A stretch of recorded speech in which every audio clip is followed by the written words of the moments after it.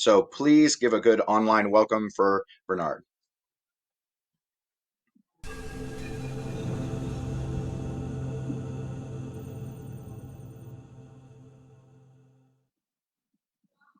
Thank you for the introduction. So yes, I'm Bernard, the founder of PreviewLabs. We're a company specializing in the development of prototypes using game technology. And today I'm going to talk about VR prototyping best practices. So our company started back in 2010. As we were prototyping for clients and VR started to come up, we were able to obtain a lot of experience with VR. So that's some of this is what I'm going to share today. So in this video, you see a brief overview of some of the projects we've done. As you can see, some have a more simple visual style, some are a bit more advanced. Like this one, this is like a forklift simulator. So we prototype for games, we prototype for data visualization or virtual reality training. So it's a lot of different uses of game technology, also including augmented reality, as you can see here. Okay, let's move to the next slide. So this is how we see prototyping at its best. It's about it's a tool in the process of finding the best possible concept to work on. So this graphic here represents what it's sometimes referred to as the funnel or the idea funnel or the stage gate model or phase gate model, where basically it's about starting with a lot of different concepts. If you need to come up with something new, or if you, let's say you want to develop a game or a different application, you want to brainstorm first, come up with a lot of different ideas, then you select it by kind of thinking about it and see which concepts have a higher potential, and then you make a selection. And at some point, you really need to interact with the concepts to be able to test them and to get a good feeling for them and an accurate sense of their potential. So that's when you start prototyping. So that's where you do like multiple first iterations to compare different concepts. I'm going to show this in an example in my next slide, which is about VR implementation of mirror therapy. So it's a therapy where you do movements with your hand in order to rehabilitate after a stroke. So one of those concepts was, as can be seen in this video, was kind of like you're in a factory and you see these different controls around you, and you can press them in a certain order. It's kind of like a game of Simon Says, where the controls first light up in a certain order and you have to then repeat it by yourself. A second idea we prototyped to kind of get a feeling for it was this one, where it's based on a television show called Hole in the Wall. In this case, you have to hold your hands in front of you. You see the silhouette and it needs to fit a certain shape. And before the two panels of that shape come together, your hand must be within that silhouette. And that would be set to music. So we kind of prototyped that in order to kind of get a good feeling for it. And in this case, the second concept turned out to have the greatest potential. So we continued and we iterated a bit more on that concept, as you can see in this video. Instead of looking at a silhouette in front of you, you actually look at the hands, but you still have to fit it in a shape. There's like a scan line that tells you when your hand position is going to be evaluated. And at the same time, some changes were done to the hardware as well, where initially we were using a camera mounted to the VR headsets, and in the later iteration, it was actually put on the desk in a specific device where you hold your hands for optimal tracking. So those were things that we discovered during the iterative process. So now for some best practices specifically to the iterative process. First of all, it's important to try multiple concepts first, by which I mean, don't just take a concept and then iterate further on that same concept, even though it might seem like what you feel like you want to do in terms of when you create something, you feel really excited and you want to make some changes to it, and you get a lot of inspiration from it, from the process. But you kind of have to hold back and consider other concepts first, because another concept might immediately turn out to be much better than you thought, and then you wasted your time iterating too deeply. Second point is try simple methods first. So to show what we had in the previous video, there we had this little green and red lights that would light up if your hand is correctly inside of the shape. And so what we actually did is, instead of actually implementing a test to see whether your silhouette fits a shape, we did it much more simple. We had a person actually just press or hold the space bar if you're in that shape or not, and then the green or the red light would blink. So that's just keep it simple. If you can, try to manually simulate things, whatever it takes to make something that's a lot more simple and still gets you the same experience to test.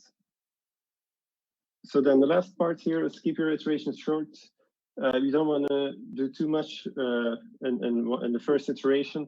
You want to stick to the core mechanics or the core features. And how do you know if something is a core feature? Well, if other features depend on it, on other features to be functioning and to be working well, then well, those features are not core features and maybe a candidate to be omitted in the first iteration. So otherwise, we see prototyping as a process where it's kind of like a scientific method where you define your iteration in advance. It's kind of like you have a hypothesis and you want to try it out. So you describe it, you experiment first, and then you implement it, you look at it, and you make an educated decision. It's better than if you don't have a structured approach to this. It's possible that you will kind of want to improve the prototype as you're developing it. So this is an example of a prototype design document. It basically just lists the features that would be implemented in the prototype, as well as some tuning parameters. Now, when do you stop iterating? Basically, whenever you feel comfortable about the concept, that you've tested all of the major things where it could go wrong, and that you've come up with solutions, or that everything has been tested and it feels like this is safe to move forward, and you're not going to have any major changes to your concept anymore.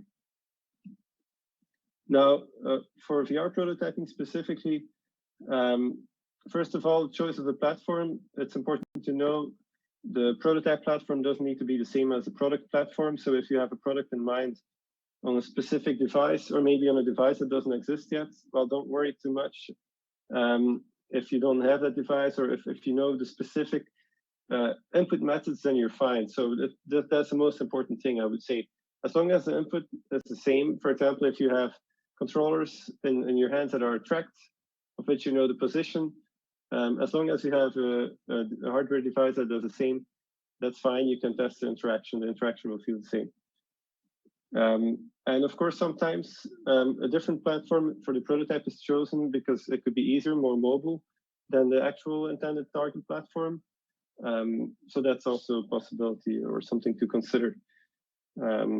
And sometimes speed is just the best thing in terms of whatever platform will help you to get the prototype there the fastest in order to learn about the concept. That's what prototyping is all about.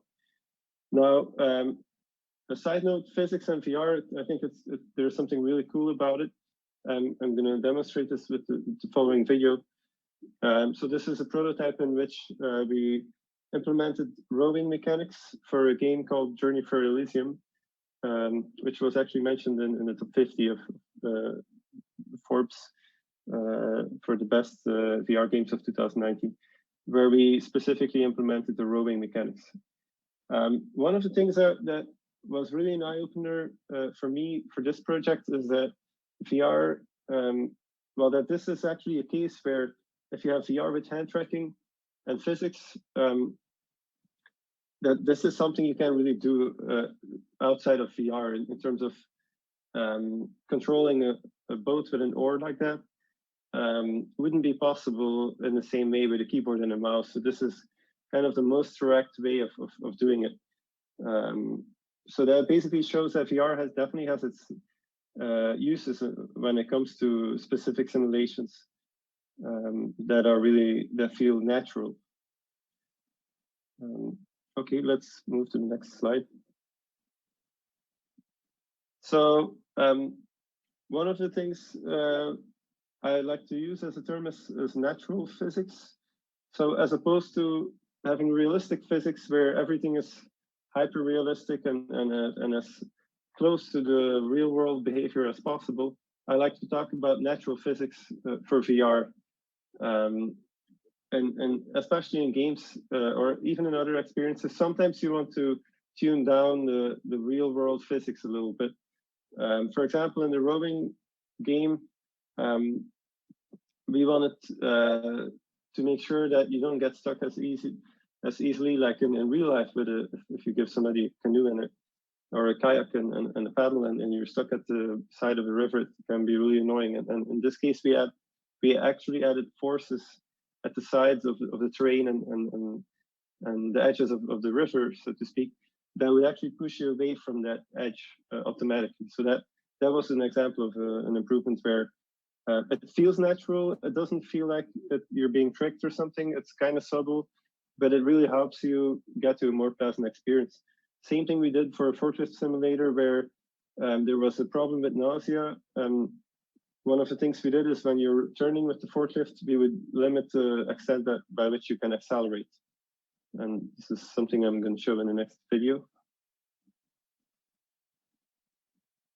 So this shows the forklift simulator prototype. This was about forklift safety training. So in this case, we limited the accelerations. So that limiting accelerations is one way to reduce nausea. Like if you don't have especially very long times in which you're accelerating. So basically keeping the acceleration time shorter is good.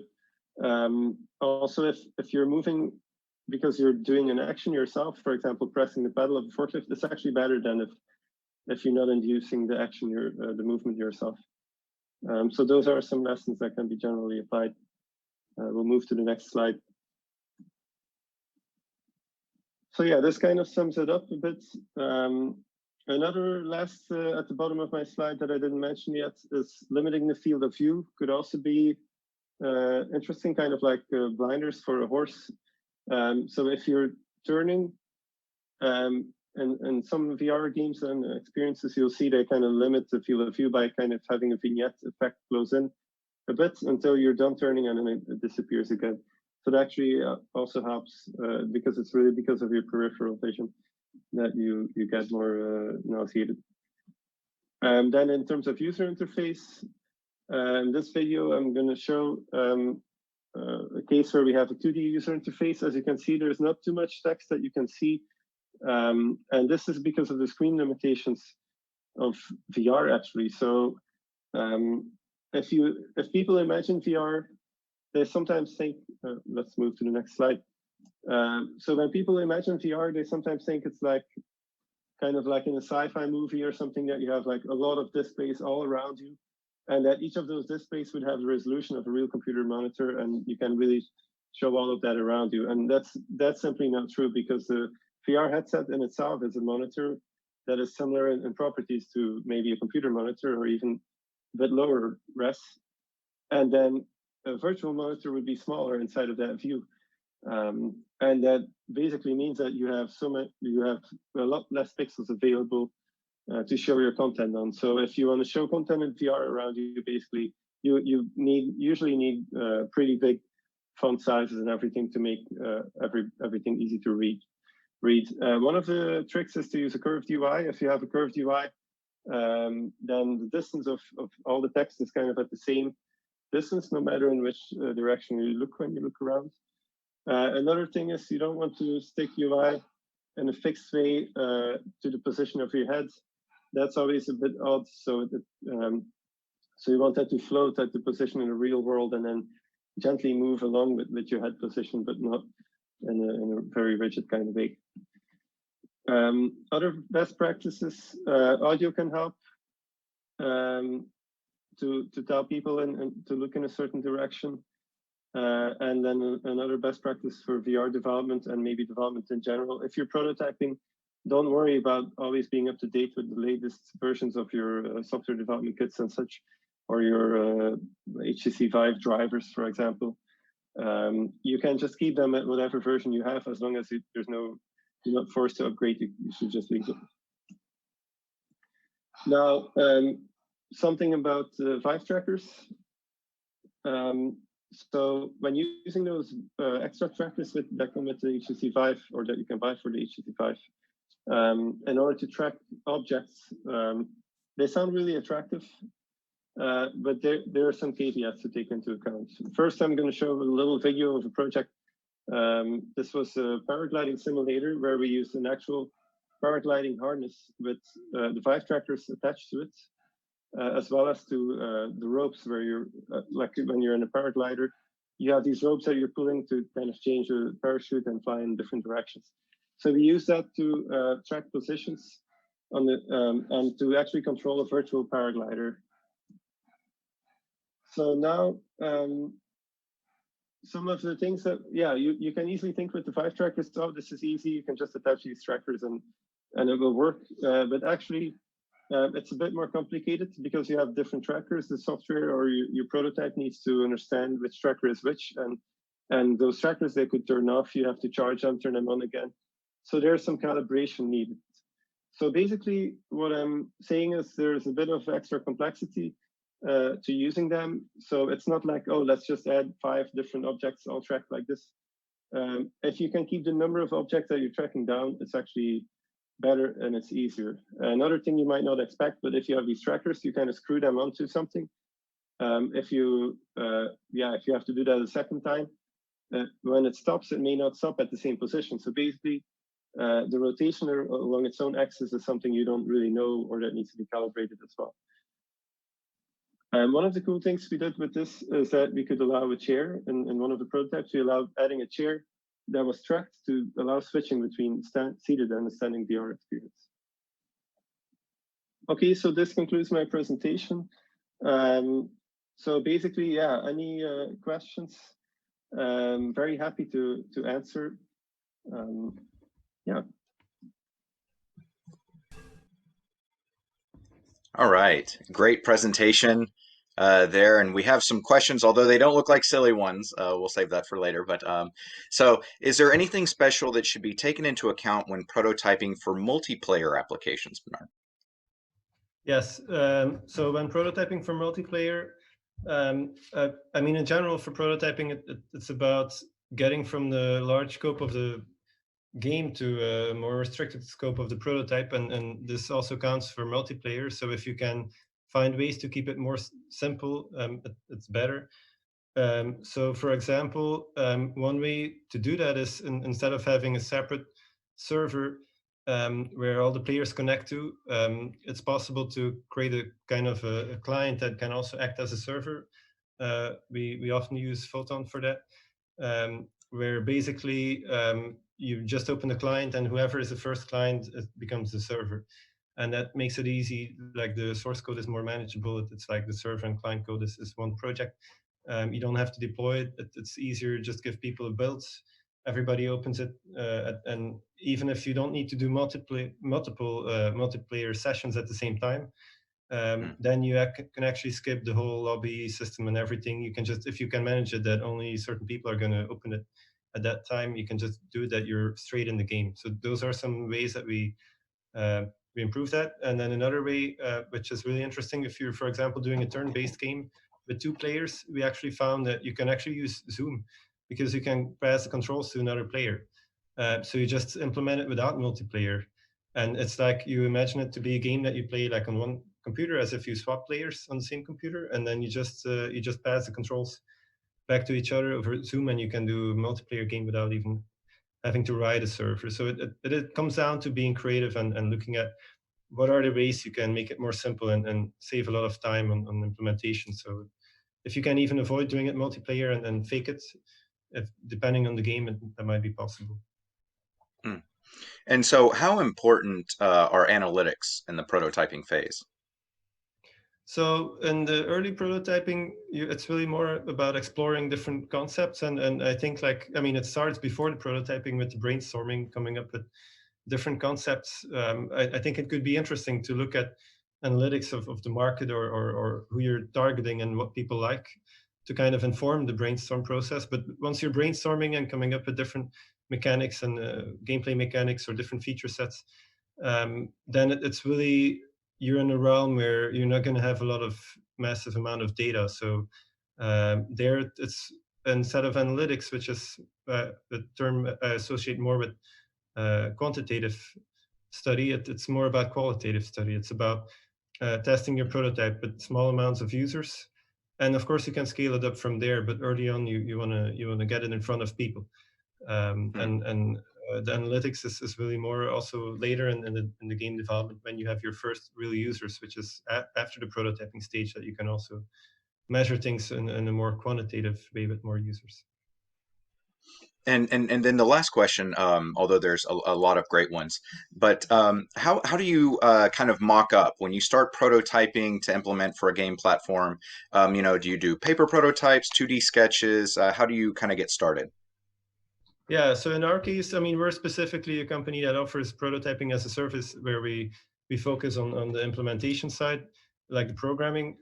But some of that happens on our client side. So I would definitely recommend, like, it is really about choosing your tools. And in the beginning, you want to start with a lot of concepts, and then narrow down with cheap and easy tools and fast ways to narrow it down before you really get into the concepts where you believe they have a high potential, and those need to then be prototyped, where you can use programming, which is indeed more time intensive.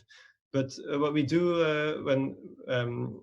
what we do a lot is we will write this prototype design document where we describe the features in advance, so we'll really think good about them, and create mock-ups, so that to kind of see what it will be like. So it is important to, before you start programming, I think that you at least have, at the very least, have like a model of the game in your head, kind of. Sure. You should be able to close your eyes and imagine yourself playing it, and that's the very least. Of course, paper prototyping is taking that a step further. It's not something we specifically focus on, but depending on the concept, it might be possible. I would say certain concepts lean themselves better towards paper prototyping than others. Hmm. I think it's really about the feeling that you get when playing a game. Like, let's say if it's a game that you really need, like, I don't know, a certain way of input, or you need to navigate an environment, a three-dimensional environment, that's going to be harder to paper prototype than, for example, something more like a card-based game, or maybe a 2D puzzle game. So yeah, I would definitely recommend to paper prototype as well. Yeah, I've heard and started to use Tilt Brush myself for some of the interfaces for wireframes. Oh So yeah, yeah. So awesome, Bernard. So how can people find you? Social media, Twitter, LinkedIn. What's the best way to follow the yeah. work So of Preview Labs? yeah, it's basically the name of our company, PreviewLabs. We're on Twitter, we're on LinkedIn, Facebook. There's of course our website, previewlabs.com. So anybody who has a project they would like to discuss with us, the ideal way to reach out is a contact form on our webpage, and then we'll be in touch right away. So yeah, and our blog. Fantastic. Yeah. Fantastic. Oh, okay, and the blog. And the blog. All Yes, right. yes, yes. We're writing about our Awesome. projects, and we're posting. Occasionally, we're posting videos about some of our projects to show it. Yeah. Fantastic. Fantastic. So everyone out there, make sure you check out the blog, the Twitter. It sounds like YouTube if they're posting the videos as well. And give a big round of online applause for Bernard. Thank you, sir.